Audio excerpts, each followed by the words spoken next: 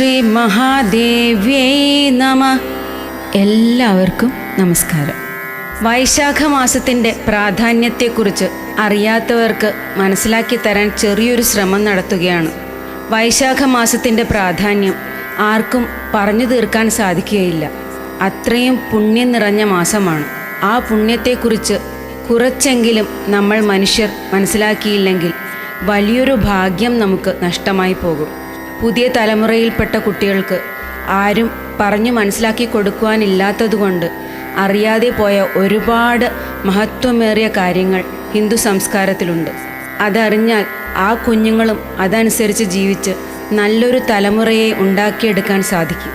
വൈശാഖ മാസത്തിൻ്റെ പുണ്യം അനുഭവിച്ചറിഞ്ഞാൽ പിന്നെ ഒരിക്കലും അത് മറക്കില്ല. ആ ഒരു ആദർശത്തെ പിന്തുടർന്ന് ജീവിക്കാൻ തയ്യാറാകും. ലോകം അധപ്പതിച്ചു പോകാതെ നമ്മുടെ സംസ്കാരം നിലനിർത്തി നല്ലൊരു ജനതയെ വാർത്തെടുക്കാൻ നമ്മുടെ ഗുരുക്കന്മാരായ ആചാര്യന്മാർ എഴുതിയും പറഞ്ഞുമൊക്കെ വെച്ചിട്ടുള്ള കാര്യങ്ങളാണ് ഇതൊക്കെ. ഭഗവാൻ വിഷ്ണുവിന് ഏറ്റവും പ്രിയപ്പെട്ട മാസമാണ് വൈശാഖ മാസം. ഭഗവാൻ വിഷ്ണു എപ്പോഴും നിറഞ്ഞ സ്നേഹമാണ്, കാരുണ്യമാണ്, ആനന്ദമാണ്. ആ ജ്ഞാനസ്വരൂപൻ ലോകരക്ഷയ്ക്കായി ഏറ്റവും കൂടുതൽ അവതാരങ്ങളെടുത്ത മാസമാണ് വൈശാഖ മാസം. ദശാവതാരങ്ങളിൽ രണ്ടാമത്തെ അവതാരമായ കൂർമ്മം, നാലാമത്തെ അവതാരമായ നരസിംഹം, ആറാമത്തെ അവതാരമായ പരശുരാമൻ, മഹാവിഷ്ണുവിൻ്റെ മറ്റൊരു അവതാരമായ ഹയഗ്രീവൻ എന്നീ അവതാരങ്ങളും, ദശമഹാവിദ്യകളിൽ എട്ടാമതായ ബഗളാമുഖിയും ഒമ്പതാമതായ മാതംഗീ ദേവിയും അവതാരമെടുത്തത് വൈശാഖ മാസത്തിലാണ്. വൈശാഖ ശുക്ല പഞ്ചമിയിലാണ് ശ്രീ ശങ്കര ഭഗവത് പാദർ ജയന്തി.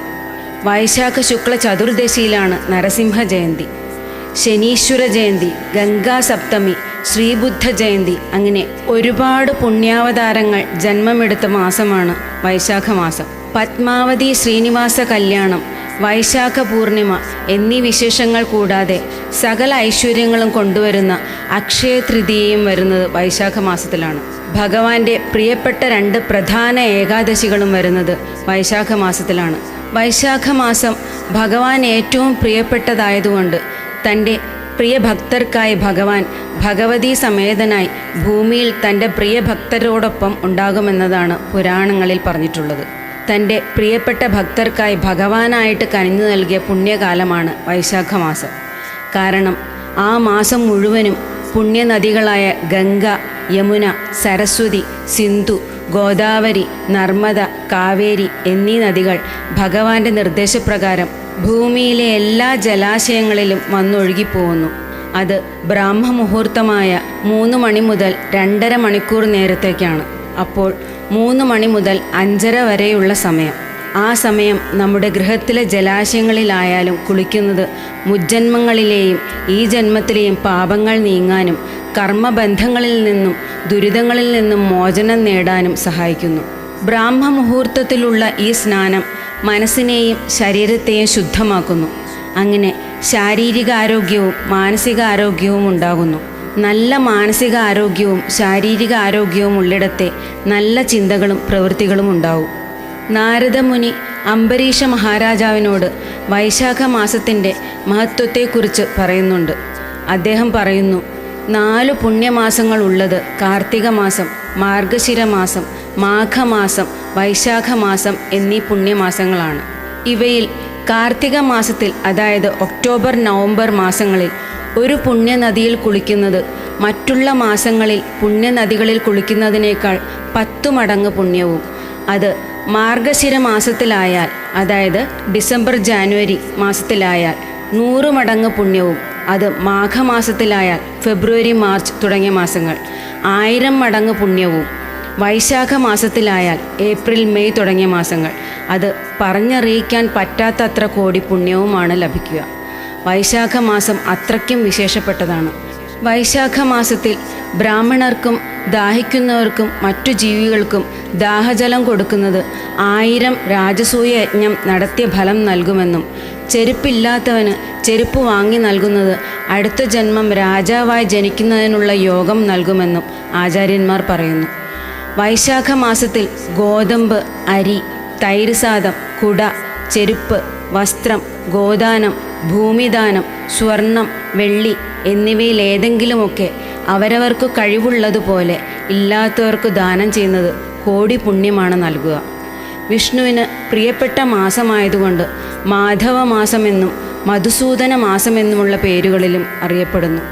ലക്ഷ്മിയുടെ ഹൃദയനാഥൻ പതി എന്നൊക്കെയുള്ള അർത്ഥത്തിൽ മാധവ എന്ന നാമത്തിലും, മധു എന്ന രാക്ഷസനെ കൊന്ന് ജ്ഞാനമാകുന്ന തേൻ മധു നമുക്ക് നൽകിയവൻ എന്ന അർത്ഥത്തിൽ മധുസൂദനൻ എന്ന പേരിലും, അതായത് തപസ്സനുഷ്ഠിച്ചിരുന്ന ബ്രഹ്മാവിൽ നിന്നും വേദങ്ങൾ മോഷ്ടിച്ച മധുകൈടഭന്മാരെ ഹയഗ്രീവാവതാരം സ്വീകരിച്ച് കൊന്ന് വേദമാകുന്ന അറിവ് നമുക്ക് നൽകിയവൻ മധുസൂദനൻ.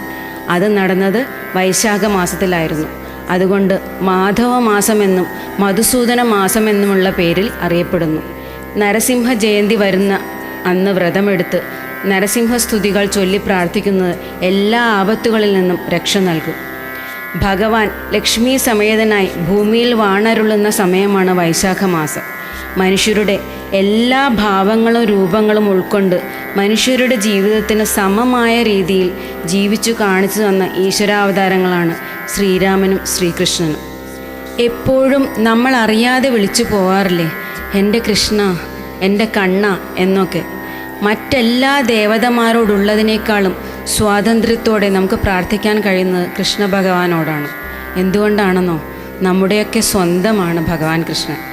കുറുമ്പ് കാണിക്കുന്ന ഉണ്ണിക്കണ്ണനായും യൗവന ചപലതകളോടെ രാധയോടൊത്ത് കളിയാടുന്ന ശ്യാമവർണ്ണനായും രുക്മിണി ദേവിയോടൊപ്പം ഗൃഹഭരണം നടത്തുന്ന ഗൃഹനാഥനായും തൻ്റെ പ്രിയ കൂട്ടുകാരനെ ഒരിക്കലും മറക്കാതെ നെഞ്ചിൽ കൊണ്ടു നടക്കുന്ന ആത്മസുഹൃത്തായും സ്ത്രീയുടെ മാനം കാക്കുന്ന രക്ഷാധികാരിയായും യുദ്ധകാലത്ത് തളർന്നുപോയ അർജുനനെ വേണ്ട ഉപദേശം നൽകി ധൈര്യവാനാക്കുന്ന തിരിച്ചറിവ് നൽകുന്ന ഗുരുവായും അപകടത്തിൽപ്പെടുന്നവരെ രക്ഷിക്കുന്ന ഗോപാലനായും വിധിയെ തടുക്കാൻ ആർക്കും കഴിയില്ലെന്ന് തൻ്റെ ജീവിതാവസാനം കൊണ്ട് കാണിച്ചു തന്ന ലോക മഹാഗുരുവാണ് ശ്രീകൃഷ്ണാവതാരമായി വന്ന ഭഗവാൻ വിഷ്ണു.